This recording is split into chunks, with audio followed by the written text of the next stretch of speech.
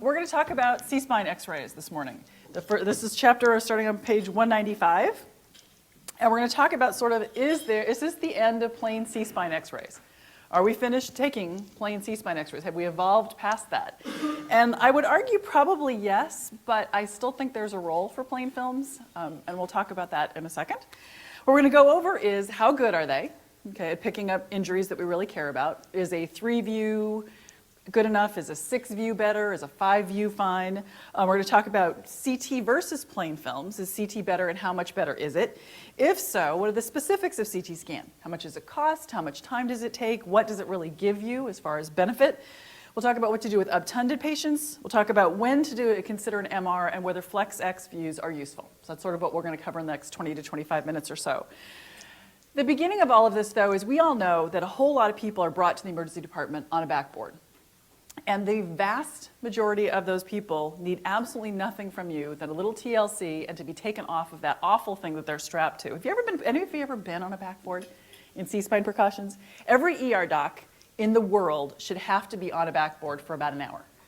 We do it to our residents. We force them to go through it during their R2 orientation. We strap them to a backboard and we make them lie there. After about 10 minutes, they're all like, get me off this thing. It is miserable to be on a backboard, and a lot of patients don't need it. Even patients who need it often can be taken off of a backboard as you're doing their evaluation, as long as you have their C-spine otherwise immobilized, depending sort of what you're worried about. But overall, the vast majority of people who come in on a backboard don't need to be trussed up like a turkey. They just need you to go to the bedside and clinically clear them. Now, most of you probably know the Nexus criteria. Nexus 1 was the 34,000 patient study that looked at what are our clinical criteria for clearing someone for their cervical spine.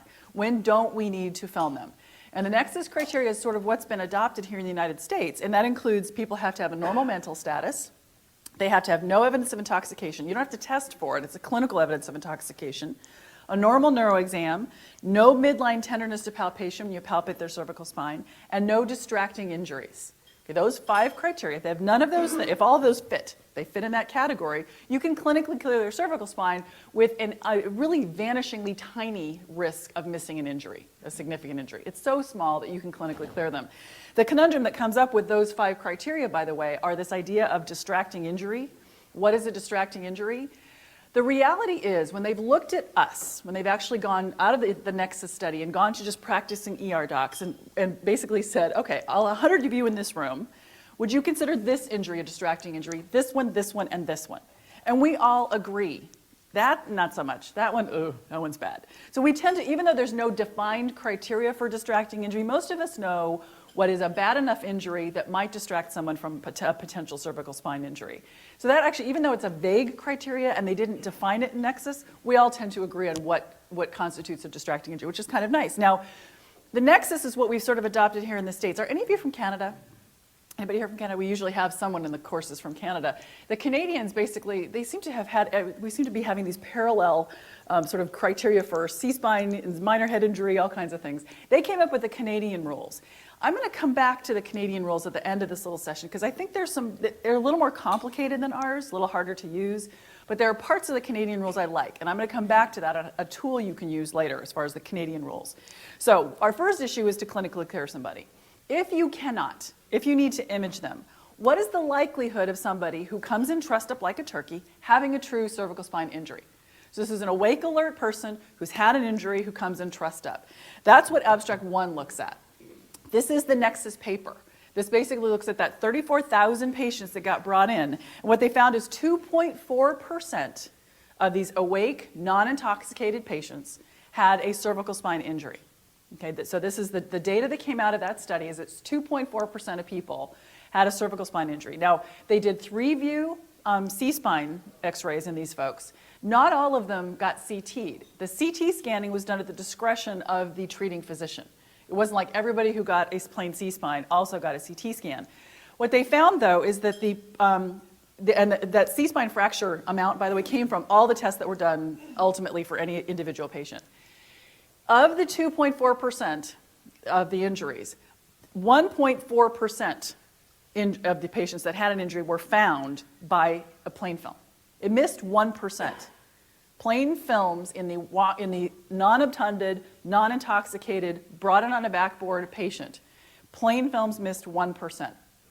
of those. So it picked up 1.4%, but 2.4% of the people actually had an injury. So plain films didn't pick them all up. Now, why did plain films miss them? 74% of those plain films that missed the C-spine injury were felt to be inadequate films.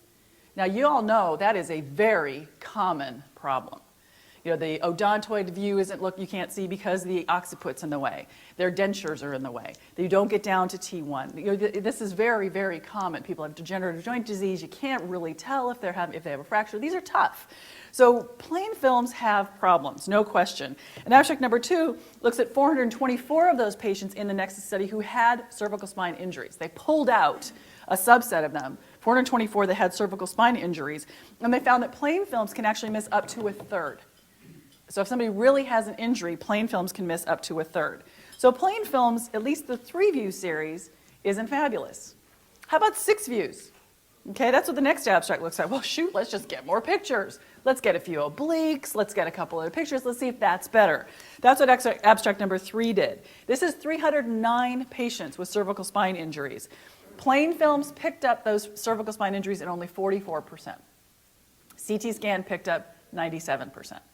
These are numbers you're going to hear over and over and over again. If you have a cervical spine injury, plain films, no matter how many you do, will pick up between 40 and 70% of those injuries. Will miss between 30 and 60% of those injuries. CT scan is over 95% sensitive. Interestingly, though, CT scan is not perfect. In that particular study, the thing that came out that's most important in abstract number 3 is not just the fact that CT is better. I think most of us would intuit that. I think the thing that came out in that that's the most important is that the upper C-spine is difficult to see even on CT scan, the odontoid in particular. In this particular study, the fractures that were missed on CT were high fractures. This patient population, a third of them were elderly.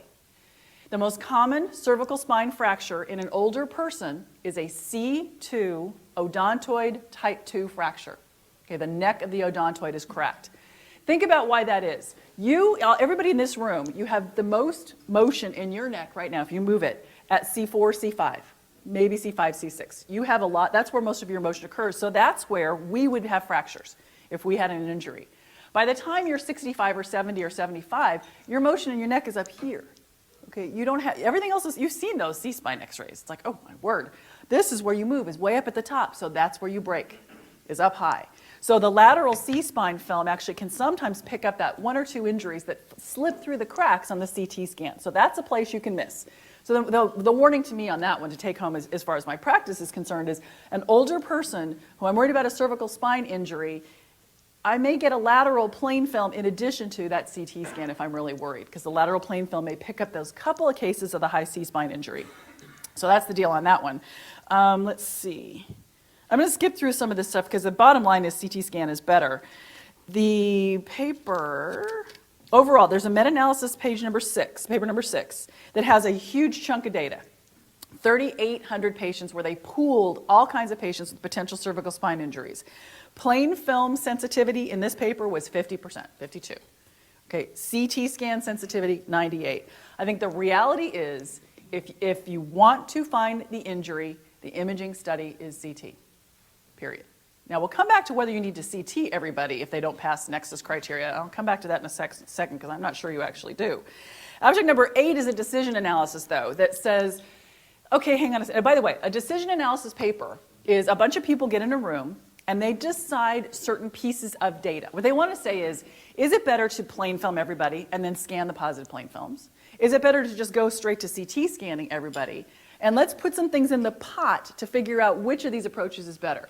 Decision analysis papers basically are people figuring out risk is really what they're looking at. And they make assumptions in decision analysis papers. This paper, number 8, which I kind of like actually, what they did is they said, okay, let's forget the low risk C-spine folks, and I'll come back to those in a second. Let's take moderate to high risk injuries. And what they defined this as is a focal neurodeficit, like most of us would consider that high risk, a head injury, we'll come back to that as well, a high energy mechanism, okay, you were thrown from the back of the pickup truck, you fell down 3 stories out of a window, or a patient older than 50 with a moderate energy mechanism. So somebody who's 65 who falls off a ladder and falls 8 feet to the ground. Okay, so those are the kinds of mechanisms or findings that you would have. And I think we'd probably all agree that's a pretty decent risk of a C-spine injury. They threw into the pot then certain things. They said, okay, the probability of a C-spine injury in that group is about 7.75%, about 8%. The plain film sensitivity is about 64%, specificity 80, helical CT is about 96, 96 as far as picking up injuries with sensitivity and specificity. The risk of paralysis is 14%. They figured in some costs, and they figured out if you missed the injury, what it would cost. This is where they kind of blew it in this study as far as I'm concerned. If you missed a cervical spine injury and somebody ended up paralyzed, they said that the settlement costs for that would be $500,000. I don't think so. I think the settlement cost of that would be several million. All that being said, the bottom line is they came to this paper and they said, even if the costs are only $500,000, and here's all these things, and all those assumptions are good, by the way, in this paper. They all kind of fit. They all make sense. That it is best to go straight to CT scanning in somebody with a moderate to high risk mechanism. Don't even futz with the plain films. Go right to CT scanning. CT scanning is really the best way to image in these folks. So, and I think that's actually a pretty decent rule of thumb overall. Now, some of the things that people argue about in CT scanning is like, oh my God, well, it costs a fortune to get a CT scan. Well, that paper actually looked at factoring in costs of x-rays and costs of missing things and said, yeah, the CT scan costs some, but in the big picture, it's a more cost-effective way to approach by going straight to CT. And the other issue that comes up is time. It's like, oh, for heaven's sakes, if I can get somebody to come over with their portable machine, get a 3D C-spine x-ray here, have them throw up the films for me, they look great, I'm done. Abstract number 10 said, actually, CT's faster. CT scan, if you actually spin somebody through the scanner, they said it took 12 minutes to get a CT of the C-spine, and it took 22 minutes to get adequate plain films on someone, if you average it out. And that's probably actually right. The issue to me, when I'm working in a trauma center, isn't that the CT scan is quicker to get. It's easy to get to helical somebody through the scan. They just spin them through, they're done. The problem I have is getting this stupid thing read.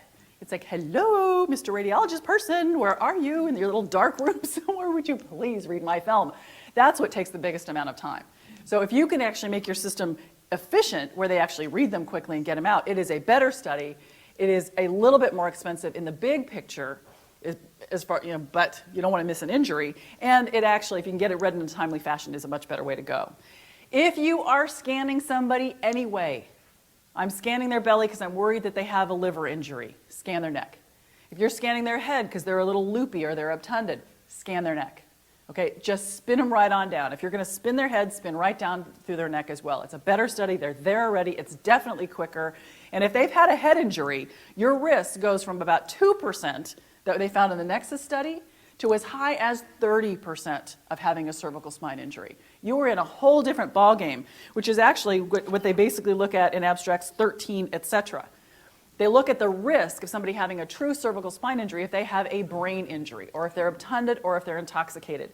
And you now are way into very high risk territory here. You don't want to miss. So these people, you absolutely want to go ahead and spin through their neck. No question about it. Spin their head, spin their neck. That's just the way to go, flat out.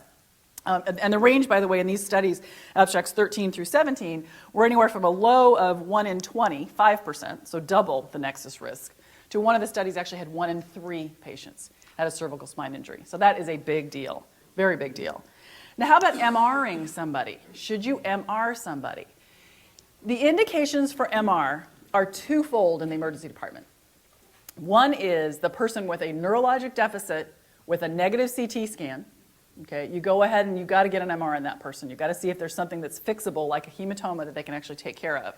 Or somebody who has a positive CT scan, and you want to see how bad that injury is. It's something that is potentially fixable. So you basically, neurologic injuries, you're going to have to MR at some point.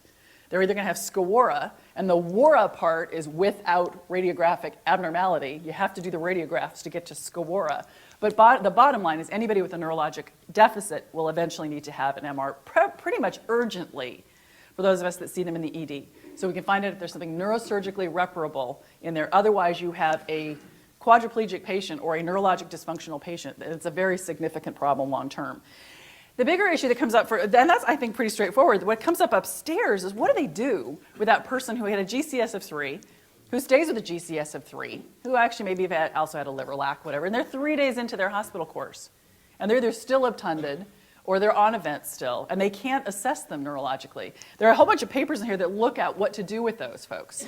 And most of the protocols for the upstairs guys, the trauma guys, is to at some point, usually 2 or 3 days into their course, MR their spine, MR their cord. The reality, though, of these papers says that at that point in time, because we've usually plain filmed them, at that point, or CT'd them, at that point in time, there's very little you can fix. If they have had a cord injury, they had enough other stuff going on that they needed an operation, they're still obtunded, their brain is still fried because they had a head injury, the likelihood of having a cervical something or a spinal something you can fix neurologically that an MR will find is almost zero. All right, last little section here is flex-X views. Flexion extension views are kind of now funny to talk about and interesting and almost historic, but have virtually no role in our evaluation of people with cervical spine injuries. Our imaging studies now are good enough, we don't need them. And cervical spine, the thing about flex-X views, we were all taught with the flex, okay, well, they might have a ligamentous injury. You know, they don't have anything on the bony injuries, but they might have a ligamentous injury and it could slip and it would sever their cord when they sneeze and they'll end up they'll sneeze and become a quad right there in their chair. Does that happen? The answer is probably not, okay? And this idea that you can take flex-X views acutely and have them tell you anything is a complete fallacy. A couple things about flex-X. I was taught, I think most of you probably were, that the way to get a flex-X is the patient goes over to X-ray gently and carefully because, of course, they might have an unstable cervical spine, so they walk like China over there, get rolled over, and then they sit there and they're only supposed to flex and extend to their comfort zone, which usually is this and this. That's about it, right? And think about it. If you've ever had a whiplash, it's like, ow, it hurts to move. My favorite flex-X view I ever saw, I kept it, I have it in my files in my office, is this is when I was like my first year faculty. I was all excited. There was a new faculty. I was all stoked. And the resident said, I want to get flex-X, and this is 20 years ago. I said, okay, fine. So he brings me the films. He's very proud of himself. He brings me the films. He throws them up on the light box. He said, look, there's no slip. What I saw on the flex view was a neck that was like this with a hand right here on the skull, like this, which was my resident's hand, making sure that the patient flexed enough to really see if there would be any slip. After my heart rate came down a little bit, and I tried to teach what you're not supposed to do, it turns out, honestly, first of all, abstract 24 says flex-X are safe. Okay, people do not pith themselves during a flex-X. Abstract number 25 says, yeah, but acutely, people can't move. They have muscle spasm, so you don't get adequate views anyway on day one. And then abstracts 26 on out say, you know what? If you've done your job right in the first place, you've plain filmed the ones that need plain filming, you've CT'd the ones that are moderate to high risk or are obtunded or intoxicated, flex-X views add nothing. And if you see a slip on a flex-X view, it's probably pre-existing. Okay, it probably was there before you ever started. And virtually never does a flex-X film give you anything that needs to have anything done about it if you do your job right in the first place. Flex-X views add virtually nothing overall. So if you want to summarize sort of the idea about C-spines, my view on C-spines is clinically clear everybody you can. And the key to this, by the way, I don't use just Nexus. Okay, Nexus is good. Nexus is fine. But you know those cases where the person got a little fender bender, they got a little bump from behind, they come in on the backboard, and you touch their the only thing is that midline, ow, ow. Oh, come on, you must be kidding. The mechanism, you must be joking. This is not a cervical spine fracture. Give me a break. In those cases, you can pull out bits of the Canadian rule and help them. Okay? The Canadian rule has certain things in it like no pain until 2 hours after the injury. Now think about it. People wait in your waiting room for 2 hours. Now they come in and they're really stiff because they had that. Okay, that's later. That didn't happen right away. You don't get x-rays. And somebody who maybe has a little bit of that midline stuff, but it was just a tweak, or I slipped in Vons and ooh, ka-ching, I have my attorney on the phone. Those cases don't necessarily need films. Now, if you are stuck and the person says, yes, I talked to my attorney, and they said, here, please get me some films, in those cases, fine, get a plain film. That's just fine. We know plain films may miss some injuries. This person doesn't have an injury. Go ahead and get plain films. Those are fine. However, in the obtunded, moderate to high risk patient, or somebody who has plain film abnormalities that you're not sure about, or their plain films are inadequate and you're worried, get a CT scan. If you're going to CT them anyway for any other reason, get a CT scan. If they have a neurologic abnormality, find out if they have a bony injury, but you're stuck with an MR as well. Okay, overall in these folks, and flex-X don't help you. Do your job right up front, you don't need to do flex-X. Any questions? Yeah? What's the rad difference? Not that this is a problem for district doctor, but the thing, what's the rad difference between plain film and CT? Significant. And you're not just ratting, you're ratting one of the places that we're supposed to be protecting, which is the thyroid gland.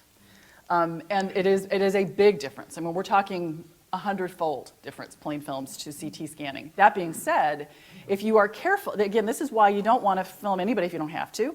Plain films if you're stuck in that funny little box of having to do something. But if you really want to know, and they're, again, obtunded, moderate to high risk, focal neurologic, those kinds of things, those patients, you really need to find out if they have an abnormality. Now, there is a section here I ducked on purpose, I admit, that deals with children and cervical spine injuries. The problem is this is one paper. There are other papers out there that look at kids and potential C-spine injuries. And to be perfectly honest with you, kids are tougher. Okay, kids are more difficult. They're less likely to fracture, but if they fracture, they're big. They have ossification centers that make reading their films difficult. Their injuries tend to happen high if they happen, not low. The littler the kid, the higher the injury, like in older people. It's a tougher issue to deal with kids, and kids radiating their thyroid worries me even more. So that is a conundrum. Yeah, Billy. So leave the numbers on low-risk kids, so I agree almost completely with what Di said, and I always, when I saw the title of this, are plain films for the C-spine dead? The answer can't be yes, because of partly this issue. So the low-risk patients, I agree, plain films are not as good, but in the low-risk patient, that's all I'm gonna do, because the radiation's so much less, and it's probably a better stewardship of resources. If you start, I did for our trauma surgeons, and they hated me for this, I ran the numbers. If you start C-spining, doing C-spine CTs on low-risk kids, so if you start now saying, we're gonna CT all them too, you'll cause 2 cases of thyroid carcinoma for every fracture picked up. Because in the low-risk kids, the incidence of C-spine fractures is astonishingly low. Right. Kids are lower than adults to begin with. They're harder to read, as Di just said. But if a kid is in a low-risk group, they're astonishingly low. They're very, very low risk. And so if you want to start CTing all those, and of course they have 50 years to develop the thyroid carcinoma, and it's a direct hit. It's a big direct hit, 3-millimeter cuts. So C-spine films can't be dead. Yep. Yeah. It seemed, the one thing I didn't hear was we're jumping into this 50% better CAT scan. We're picking up misses, and I've heard many times on your tapes, but what's the significance of these misses? I mean, what analysis did you do to say that these pickups were transfer process and see it means nothing? It actually, the injuries that you tend to pick up on CT that you don't tend to pick up on C-spine are the ones that have potential neurologic compromise with them. Plain films are fine at picking up clay shovelers fractures. Plain films are fine at picking up teardrop fractures. They are not so great at picking up those posterior pedicle kind of fractures, the ones that can slip. So CT actually is better at picking up the potentially neurologic injury-causing fractures. So CT is better. It's the middle column, if you break this spine Yeah. into 3 columns, the middle column is anatomically the most complex, and that's why our CT helps you the most, but it also happens to be the column where the spinal canal is. There are some stable fractures in there, but I agree with that. The majority of the new fractures that we're picking up are important middle column unstable Right. fractures. It's better for the ones we care about. So these people are ending up in halos or something. Yeah. Or having surgery to actually stabilize their spine. They usually get surgery. They get rotted. Yeah. Well, that all said about kids and radiation, you can still get MRI for the higher risk kid, or is it good enough to pick up bone? Probably not. It's okay for bone, but it probably isn't enough for a surgeon. It may be enough to say there's something funny here, but for a surgeon to know a surgical approach, they probably still need the CT scan. If it's a bony injury and it's not scora. Now the thing about kids is 18% of cervical spine injuries in kids, 18 to 20, are scora. It's not anything that's remediable to surgery because they are much more flexible than we are, and they get scora. So that's what they get way more than adults do.